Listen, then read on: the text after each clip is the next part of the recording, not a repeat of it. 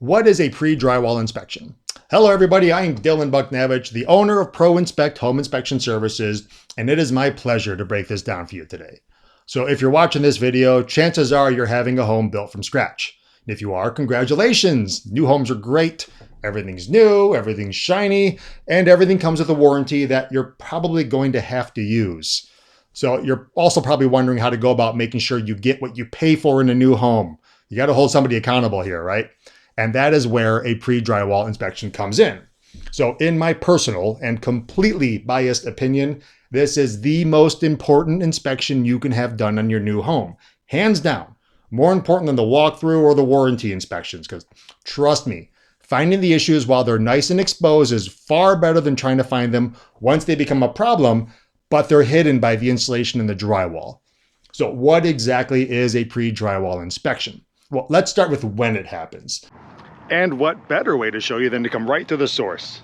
So here we are. This home's just about ready for pre-drywall, and let me show you why. First and foremost, you have no stucco, but you have your foam and your lath, which is this chicken wire yourself. That's what people call that. See the tape on the joints, things like that. Windows are installed.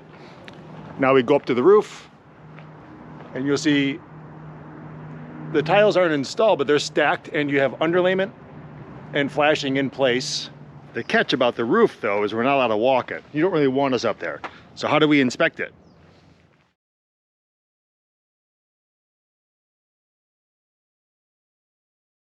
That's how we inspect it. And don't worry, we do have a Part 107 license through the FAA, so we are legally allowed to fly a drone, and we always get clearance before to make sure we're not in controlled airspace, and we have authorization. So what do we look for on the inside of the home? Well, this is a good example right here. So first of all, there's no insulation. First and foremost, insulation's in, we're done. There's no pre-drywall inspection. But over here, we have the rough-in. And let me show you what that means. That's electrical, plumbing, and mechanical. By mechanical, we mean air conditioning systems. So right here is all the wiring that comes from the main panel and goes through the house. That's in place. Right here is your gas line. That comes in. And then right here is the main water entry. So you've got all that in place. We're gonna have drain line.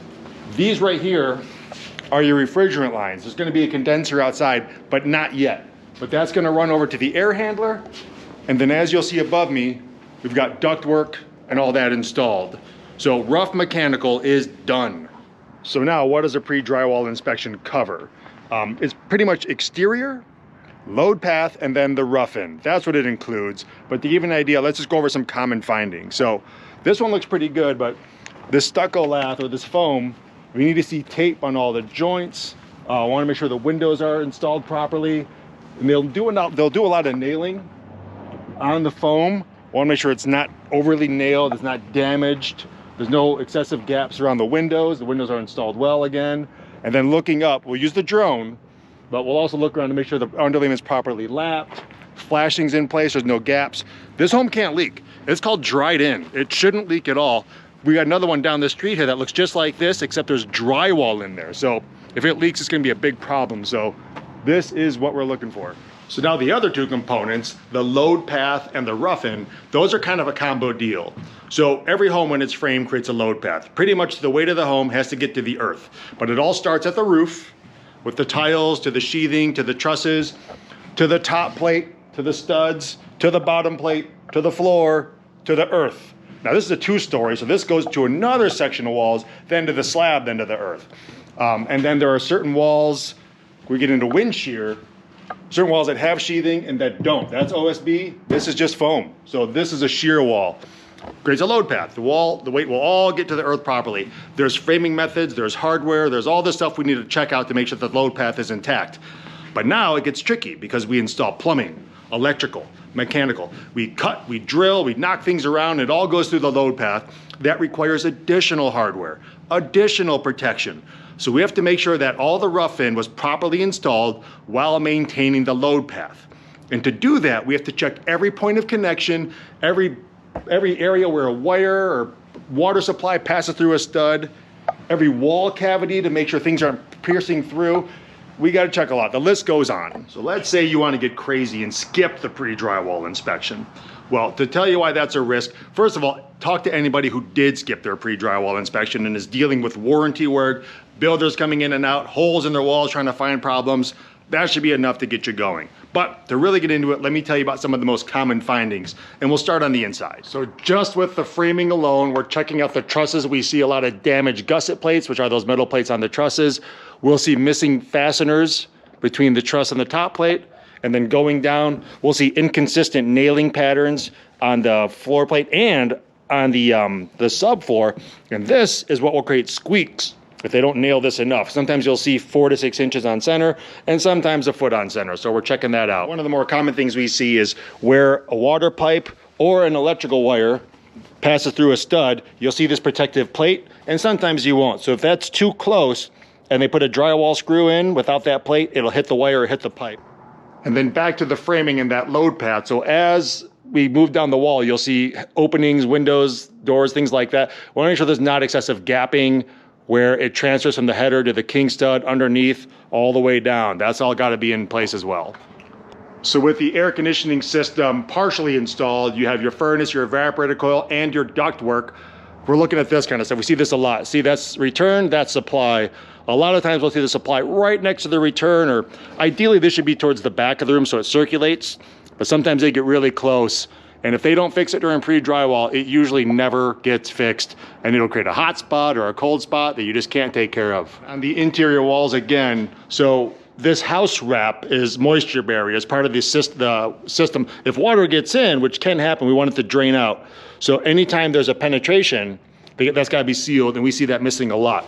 On that note, with those staples for the lath, we check every wall cavity because you'll start seeing stuff like this where as they staple through, they'll miss the stud. See how close that is to the wire?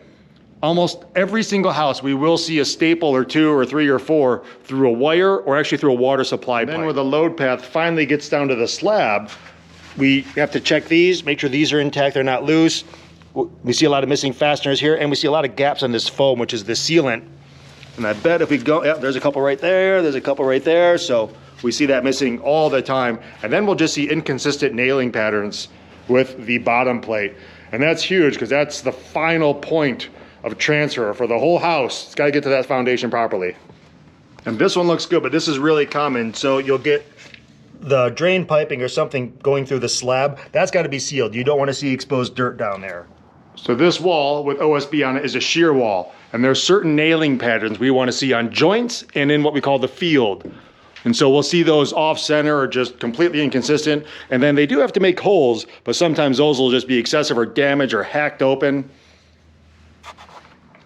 And on a 2-story home, you don't have an attic to work with. So now you've got 18 to 24 inches with these floor trusses. You'll see a lot of excessively bent or damaged ductwork. And as we go here, look, you'll even start seeing it. Wiring, getting really close to those metal gussets, piping touching that. This one, ducting starts getting squeezed and forced into place. So the equipment is a lot more vulnerable here to damage. So the inspection's done. We have all these issues we have to report. The report is not to be overlooked. First of all, you're gonna get a video walkthrough of every room so that if you wanna do something later, you'll know where every stud is, which way they run, every wire, every plumbing. You'll know how to, you'll know the map of your house. You'll have 3D vision of your house. On top of that, we found all these things wrong. We have to properly report them. Now, let's say we have a missing protective plate. We don't just say missing protective plate garage.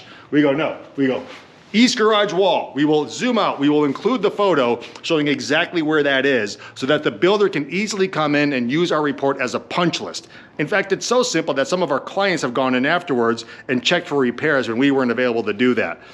Now, I know there's a lot of content out there. We are here to work with the builder. We don't want to fight them. We don't want to argue. I don't want them to get mad at you when they think of me. I want them to be happy so that they have no problem fixing things. People do what they want out there. I get it. There's a lot out there. That's just my take on that. I want to work with the builder so that they work with you. So just to wrap up, you can see there's a lot to a pre-drywall inspection. It's one thing to inspect a home with the drywall on. You take it off, there's a lot more to look at. One thing I want to mention is that although Arizona, where I'm based from, is a certified state, so we test, we certify our inspectors, that only includes completed homes. So believe it or not, there is no jurisdiction over pre-drywall, which means any inspector can do these to any standards they see fit. On top of that, you want to make sure someone has specialized training. So I got lucky. Right out of high school, I started framing homes. I loved it. My boss ended up building like 80 homes, the whole neighborhood. So I saw it all. And then once I became inspector, I started studying building safety technologies, just loved it. But there's people out there that are doing these inspections on a 1 or 2 day course, or having shadowed somebody for an inspection or two. It takes a lot of training, so just ask the right questions when you see that. See what standards they're using, make sure they're not just winging it, that they know what they're looking at, because there's a lot to look at. So we hope you found this helpful, and when the time comes that your new home is getting built, we hope you reach out to us so we can answer your questions and hopefully get you on the calendar. So that's it for today. But if you want to stay on top of what we're doing and what we're finding out there, you can check out our website. We're at proinspectaz.com, or at Instagram and Facebook, we're at proinspect_az.com, or just AZ, I guess. All right, take care. We'll see you next time.